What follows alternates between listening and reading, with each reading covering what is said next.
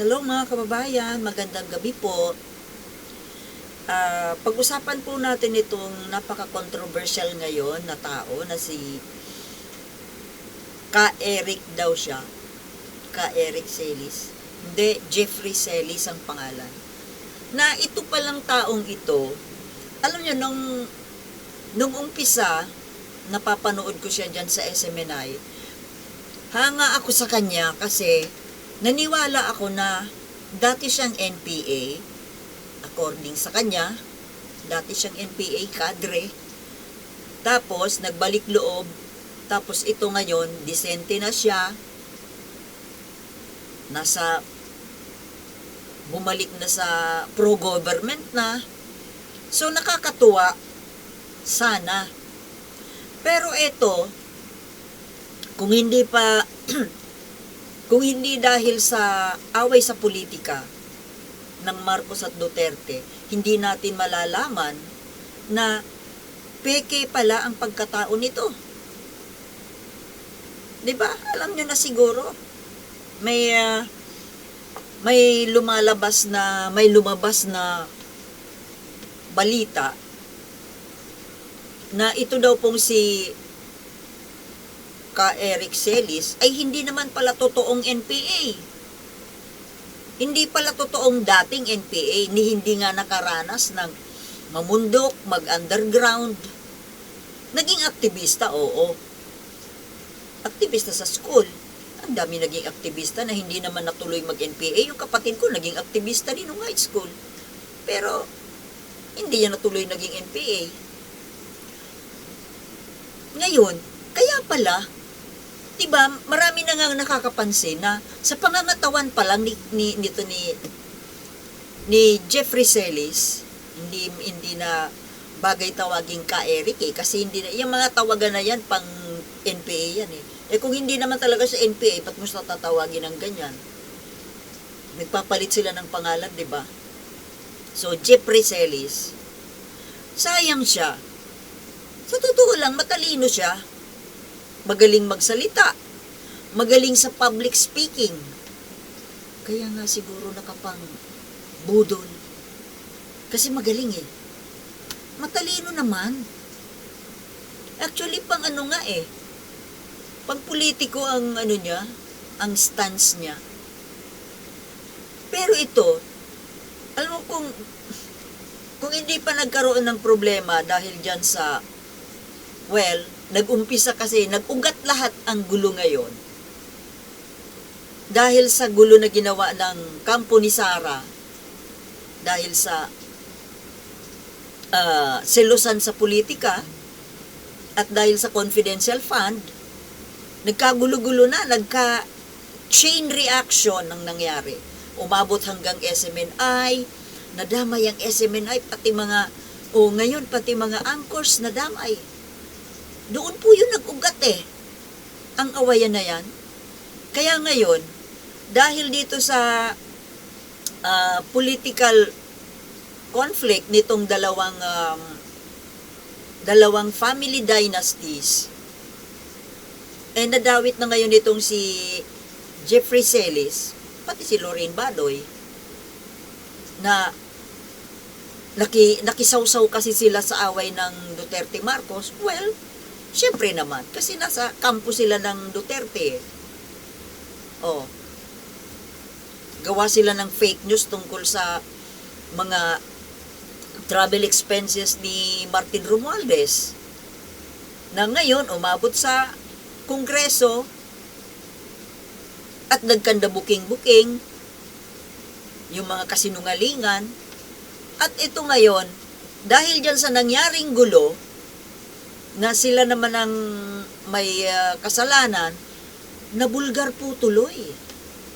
Nabulgar tuloy yung lihim, yung background nito ni Jeffrey Celis. Na ang nagbulgar, dati niyang kaibigan. Dating kaibigan na tumulong pa nga sa kanya. Bakit kamo? Bakit? Dating kaibigan nga Ibig sabihin, hindi na sila magkaibigan. dahil nagkaroon ng samaan ng loob, so hindi na sila magkaibigan. At syempre, itong dati niyang kaibigan na nagngangalang attorney attorney Pahilga, in-expose niya ngayon kasi syempre, hindi naman sa paninira, kundi ini-expose nung tao yung katotohanan dahil nanloloko ng tao, nanloloko ng gobyerno, itong si Eric Celis. Natural kung ikaw matinukang tao at nasasangkot itong isang kakilala mo sa matatawag nating krimen na yan panluloko. Itong kinasasangkutan ngayon ni Eric Celis. Siyempre, magsasalita ka. Kaya ngayon, nalaman natin na ang dami palang kasinungalingan sa pagkatao nito. Yung sinasabi niya na naging estudyante siya ng UP Diliman, hindi naman pala totoo. Bakit mo sinasabi na nag-aral ka ng UP? Kasi gusto mong mataas ang tingin sa'yo ng tao dahil siyempre graduate ng UP, nag-aral sa UP. Alam naman natin kung ano ibig sabihin pag ikaw ay naging estudyante ng UP. First class, brain. Bakit kailangan gawin yon? Bakit hindi mo maintindihan kung bakit pipikiin niya ang kanyang pagkatao na marami nakakakilala sa kanya, natural. Kagaya niyan, yung isang dating kakilala ang nag-expose ngayon ng kanyang pagkatao. Ngayon, ano bang ibig sabihin nito? Hindi totoong siya ay naging NPA, hindi totoo na siya ay nag-aral sa UP, at mayroon pang aligasyon na involved sa drugs, na yung sinasabi na kaya siya humingi ng tulong dito sa dating kaibigan na ito na nag-expose ngayon, ay dahil according to this Eric Celis, hinahabol siya ng militar dahil sa pagiging niya sa involvement sa NPA, na yun pala, hindi naman pala dahil sa involvement niya sa NPA, kundi dahil sa involvement sa drugs. So ngayon, ano ang kahalagahan nitong issue na ito? Mga kababayan, itong Eric Celis na impostor,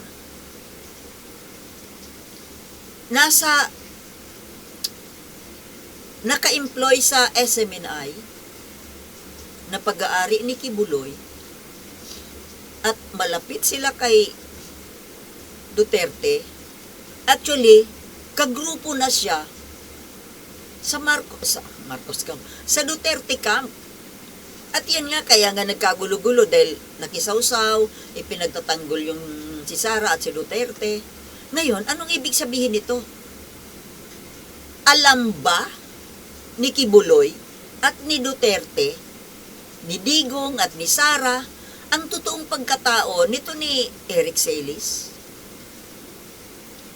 Kung hindi nila alam ang talagang pagkatao nito, o di nadenggoy din sila, ibig sabihin, nabudol din sila. Or, imposible, di ba? Imposible. Mas maniniwala ako na alam ni Duterte at ni Kibuloy ang totoong background nitong Celis. Di ba mga kababayan? Itong pagpapanggap na NPA, pagpapanggap na chu-chu-chu-chu kung ano-ano. Tapos ngayon pro-government, na everything is a drama. Drama. Panluloko sa taong bayan po ito. Naniniwala ba kayo mga kababayan na walang alam dito si Kibuloy at si Duterte? Impossible. Sila pa, malawak ang kanilang network.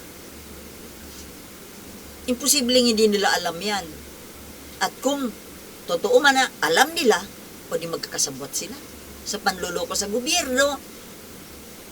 Di ba dating naging ano yan sila? Yung sa NTF-ELCAC.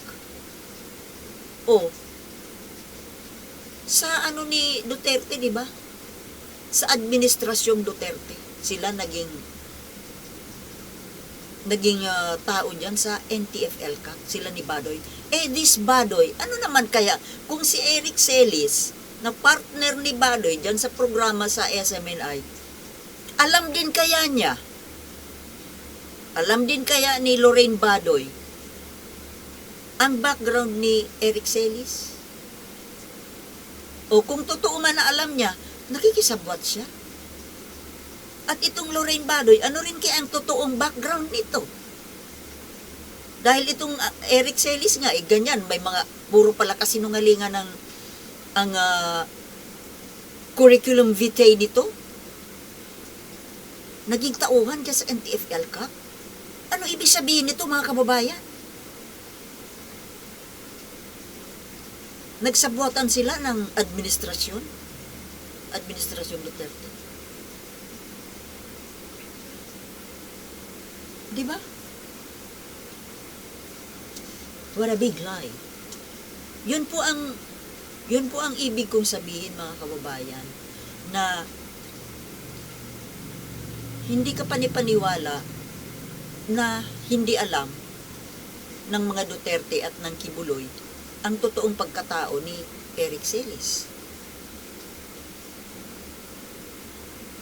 At dahil sa may alam sila, binigyan nila ng posisyon sa gobyerno, at tapos ngayon tuloy-tuloy sa ginagamit sa paninira sa gobyerno.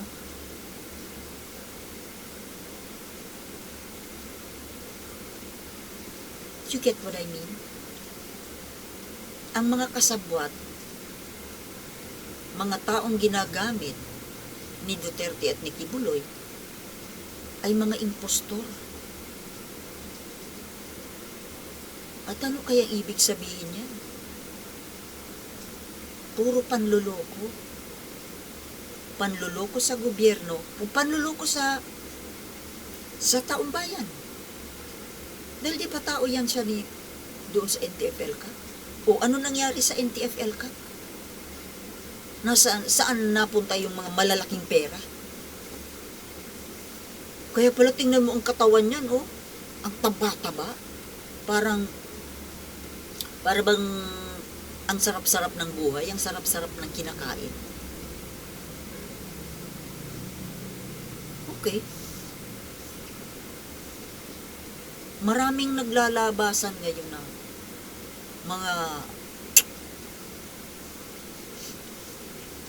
mga kabalbalan, mga kababayan.